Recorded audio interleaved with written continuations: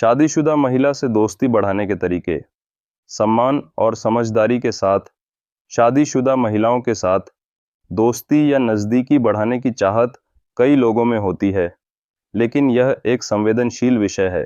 इसे सावधानी, सम्मान और ईमानदारी के साथ करना जरूरी है। नीचे मैं कुछ व्यावहारिक और प्रभावी तरीके बता रहा हूँ जो आपको इस दिशा में मदद कर सकते हैं। हर बिंदु को सरल भाषा में, उदाहरण के साथ और स्पष्ट रूप से समझाया गया है। साथ ही कुछ डार्क साइकोलॉजी तकनीकें भी शामिल की गई हैं जो नैतिक और स्क्रिप्ट के संदेश के अनुरूप हैं। नंबर 8, सम्मान और सावधानी से शुरुआत करें। शादीशुदा महिला की जिंदगी पहले से ही एक रिश्ते से जुड़ी होती है, इसलिए दोस्ती की शुरुआत करते समय सबसे पहले उनकी निजी जिंदगी और सीमाओं का सम्मान करें। बिना उनकी सहमति के बहुत जल्दी नज़दीकी बढ़ाने की कोशिश न करें। यह समझें कि उनकी जिंदगी में पहले से ही जिम्मेदारियां और रिश्ते हैं। उदाहरण, मान लीजिए आप किसी शादीशुदा महिला से ऑफिस में मिलते हैं। अगर आप उनसे बातचीत शुरू करना चाहते हैं तो पहले सामान्य और पेशेवर विषयों पर बात करें, जैसे काम, मौसम या कोई सामान्य रुचि। आपके प्रोजेक्ट का काम कैसा चल रहा है, जैसे सवालों से शुरुआत करें। इससे वे सहज महसूस करेंगी और आपका व्यवहार सम्मानजनक लगेगा। क्यों ज़रूरी है? सम्मान दिखाने से वे आप पर भरोसा करने लगेंगी, जो दोस्ती की नींव रखता है। बिना सम्मान के कोई भी रिश्ता लंबे समय तक नहीं चल सकता। नंबर 2, धैर्य रखें और लगातार संपर्क बनाए रखें। शादीशुदा महिलाएं अक्सर नए लोगों के प्रति सतर्क रहती हैं, इसलिए आपको धैर्य के साथ लगातार संपर्क बनाए रखना होगा।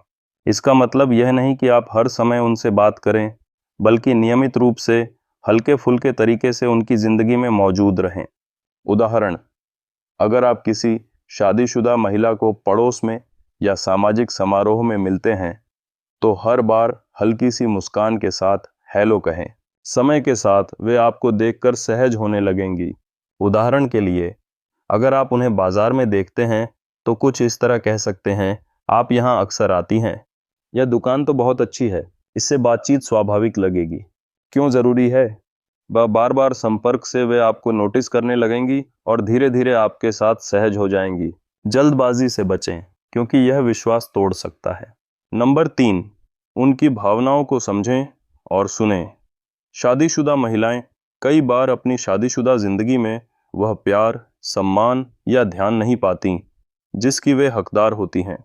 अगर आप उनकी भावनाओं को समझकर उनकी बात ध्यान से सुनते हैं, तो वे आपके साथ जुड़ाव महसूस करेंगी। उनकी समस्याओं को बिना जज किए सुनें और सहानुभूति दिखाएं। उदाहरण, अगर कोई महिला आपको बताती है कि वह अपने काम और घर की जिम्मेदारियों से थक गई है, तो कहें, यह तो सचमुच बहुत मुश्किल होता है।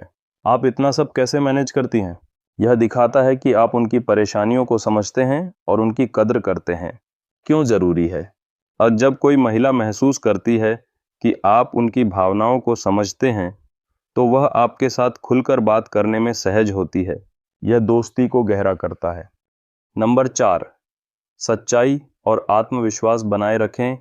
किसी को प्रभावित करने के लिए झूठ बोलना या बढ़ा चढ़ाकर बातें करना लंबे समय तक काम नहीं करता।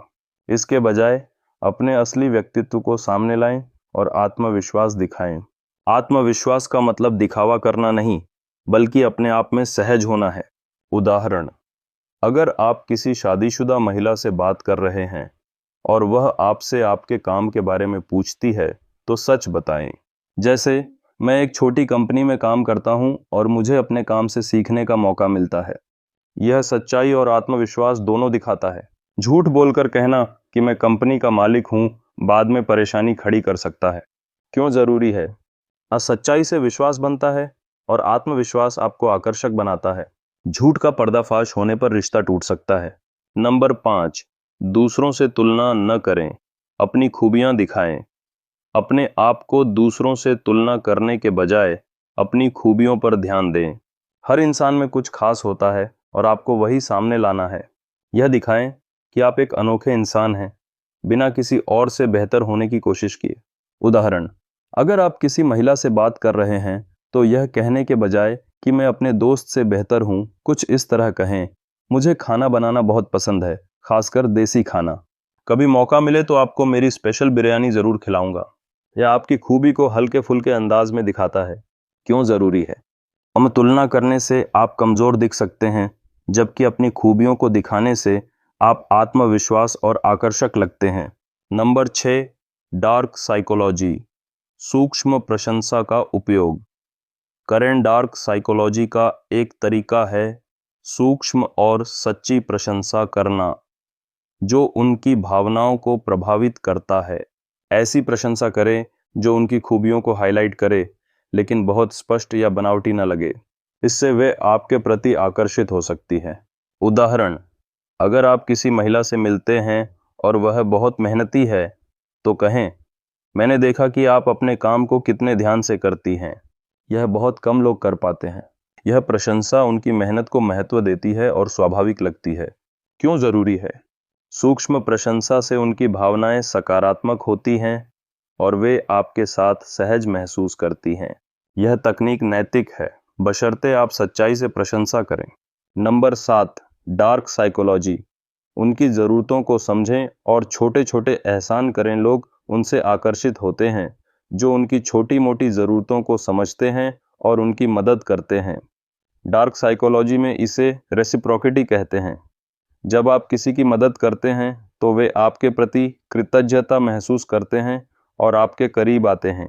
उदाहरण, अगर आप जानते हैं कि कोई शादीशुदा महिला बाजार से भारी सामान ला रही है, तो कहें, मैं आपकी मदद कर दूं, मुझे इस रास्ते जाना ही है। यह छोटा सा एहसान उन्हें आपके प्रति सकारात्मक बनाएगा। क्यों ज़रूरी है? छोटे छोटे एहसान से वे आपके प्रति भरोसा और आकर्षण महसूस करती हैं, क्योंकि आप उनकी ज़िंदगी को आसान बनाने की कोशिश करते हैं। नंबर 8, डार्क साइकोलॉजी, रहस्यमयी बने लोग उन लोगों की ओर आकर्षित होते हैं जो थोड़े रहस्यमयी लगते हैं। अपनी ज़िंदगी के बारे में सब कुछ एक बार में न बताएं।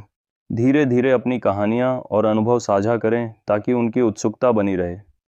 उदाहरण, अगर कोई महिला आपसे आपके शौक के बारे में पूछती है, तो यह कहने के बजाय कि मुझे क्रिकेट खेलना पसंद है, कहें, मुझे कुछ ऐसा करना पसंद है जो मुझे तरोताज़ा रखता है। कभी मौका मिले तो बताऊंगा। यह उनकी जिज्ञासा बढ़ाएगा। क्यों ज़रूरी है? रहस्यमयी व्यक्तित्व लोगों का ध्यान खींचता है और उन्हें आपके बारे में और जानने के लिए प्रेरित करता है। अंतिम सलाह, शादीशुदा महिला से दोस्ती बढ़ाने की कोशिश करते समय हमेशा यह सोचें कि आपका व्यवहार उनके और आपके जीवन पर सकारात्मक प्रभाव डालेगा। ईमानदारी, सम्मान और समझदारी से ही कोई रिश्ता मजबूत बनता है। किसी के रिश्ते में दखल देने से पहले नैतिकता और परिणामों के बारे में ज़रूर सोचें।